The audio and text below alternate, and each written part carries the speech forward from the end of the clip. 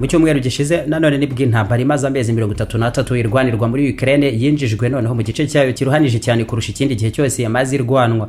Ibintu byashyizwe ku yindi ntera ikomeye yiganisha mu kuyagura ibangari cyane byo kwitwa na bamwe ya gatatu y'isi, byose bitangijwe n'ibyemezo bya President Joe Biden wa Leta Zunze Ubumwe za Amerika wahaye Ukraine uburenganzira bwo gukoresha ibisasu bya misile zatakamze birasanwa umuvuduko ukomeye mu ntera ya kure mu Burusiya.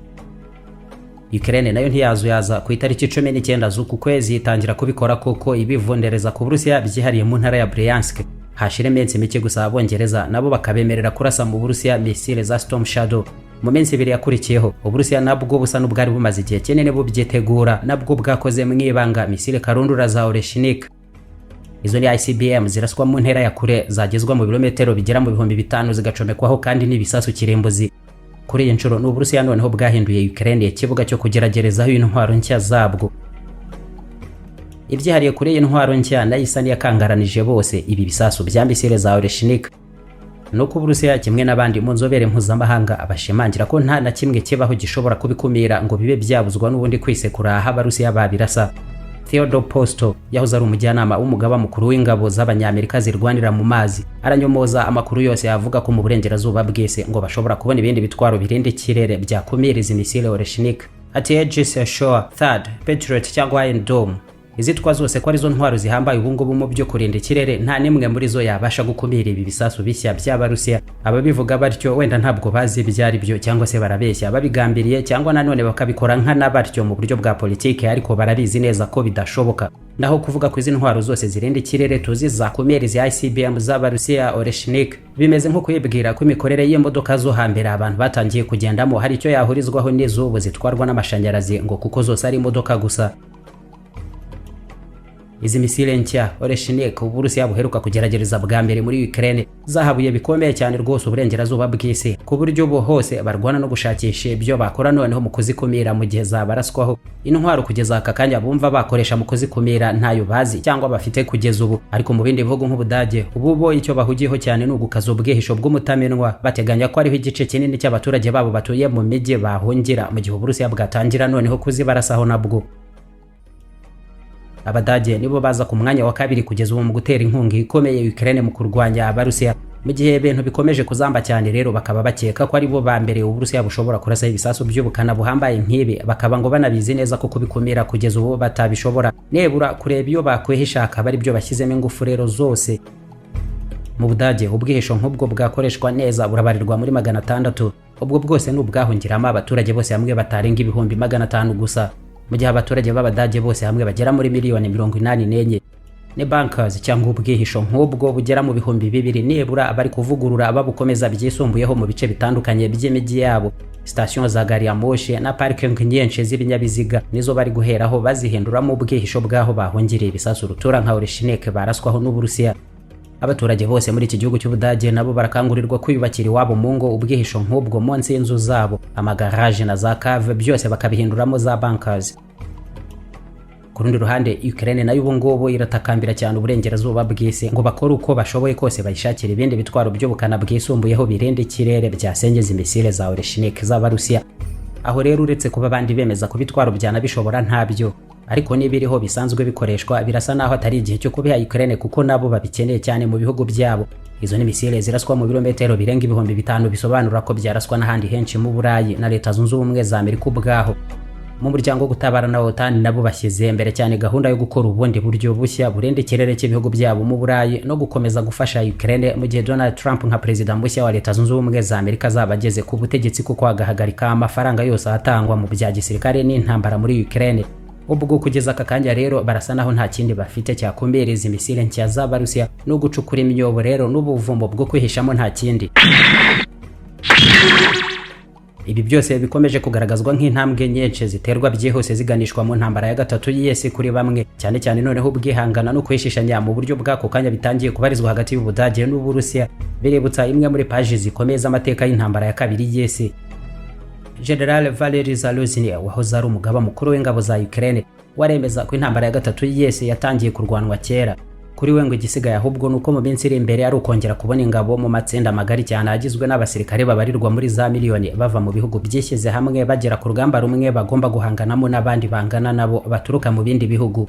General Zarasirwa ati mu bihumbi 2024 ikindi byasobanura ubwo ni iki kitari intambara ya gatatu y'isi kuba Ukraine ku butaka bwayo irwana n'abasirikare baturuka iyo bigwa muri Korea ya ruguru, Iran nayo ikohereza ku rugamba ibihumbi bya drone za Shahed z'ubwiyahuzi ziturimburira abasivile ku mugaragaro, byose babikorana n'Uburusiya. Misile za Korea ya ruguru nazo zikaba zikora ibara aha muri Ukraine, kimwe n'ibindi byinshi abarusiya bakorana n'abashinwa, byose birarwanishirizwa ahangaha. Ni intambara ya gatatu y'isi rero turimo turwana nta gushakishiriza kure, ukurikije nuko ibihugu bikomeje kwishyira mu matsinda yo kurwaniramo haba muri iki gice tubarizwamo kimwe n'ahandi henshi mu isi.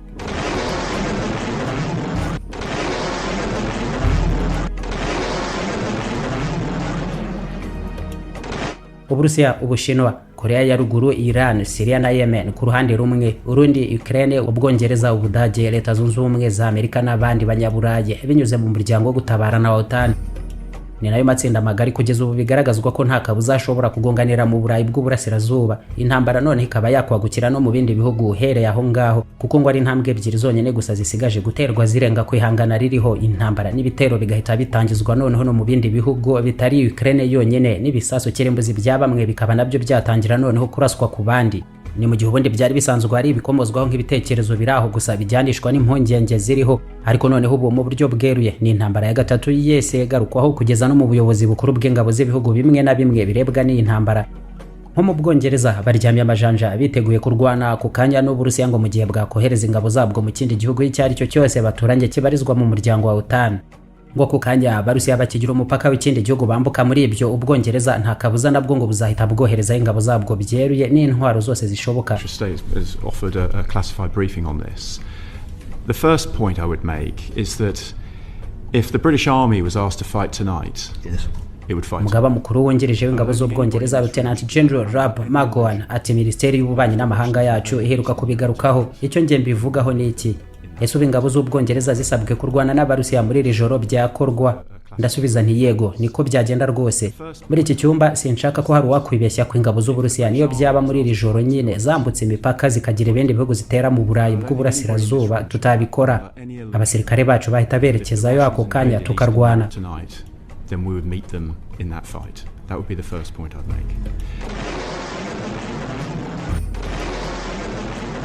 Nta kabuza rero gusubira hasi kubu kandi intambara igejejweho magingo aya muri Ukraine nicyo cyaburizamo intambara ngari abandi babona ishobora kwaduka vuba cyane ihera mu Burasirazuba bw'Uburayi.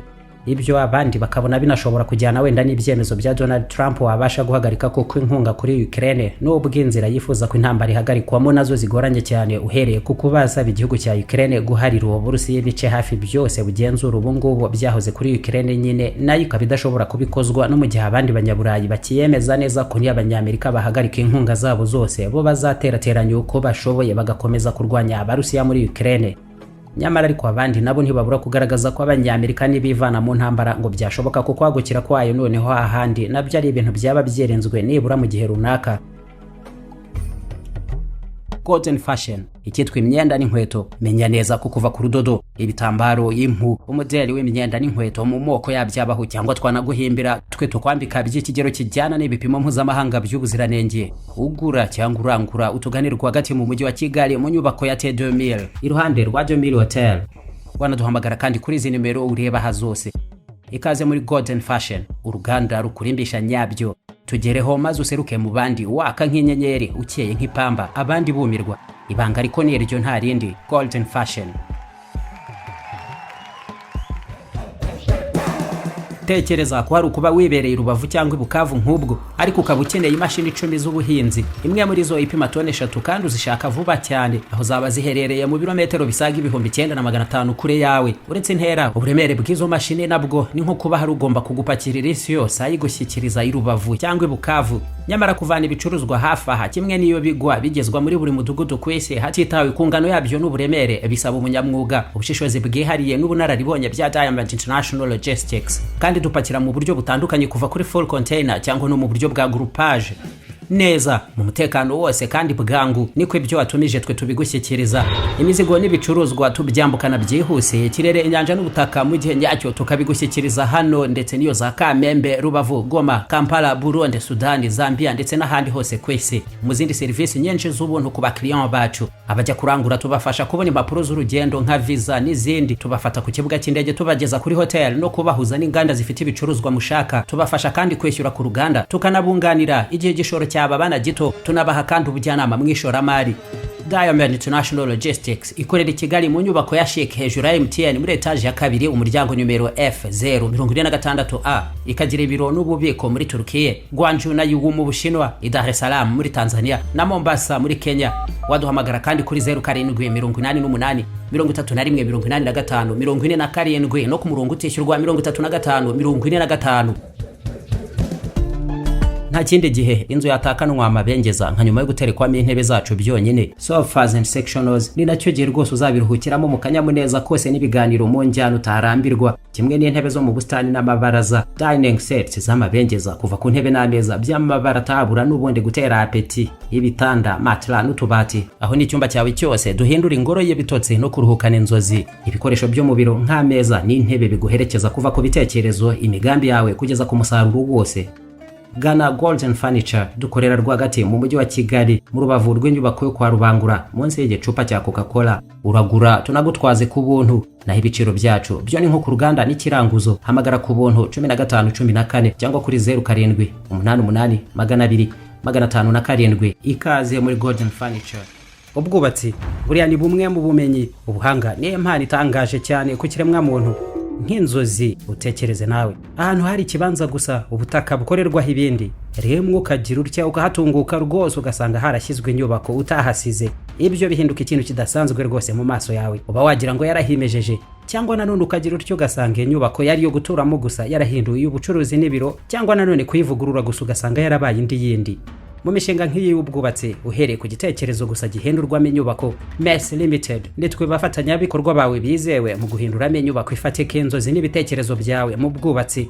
Dukora imbata z'inyubako tukakubakira kandi nuko dutongira agatoki gusa aho umushinga wawe waba ubarizwa hariho hose mu gihugu. Niyo wowe waba uri mu mahanga udahari turahakubera, maze mu gihe gito gusa cyagenwe tukakumurikira inyubako yawe. Mess Limited, ubwubatsi mu kazi kanoze, wowe ukamurikirwa inyubako yawe byihuse. Iyo ni intego n'isezerano ku bafatanyabikorwa n'abakiriya bacu. Ibiro bikuru byacu biherereye mu mujyi wa Kigali, Yamaha ku Muhima mu nyubako Shema House kuri etage ya 2 umuryango numero 17. Waduhamagara kandi kuri 07 27 73 08 wasura n'urubuga rwacu kuri interineti wa3.mess.rawa. Ikaze muri Mess Limited.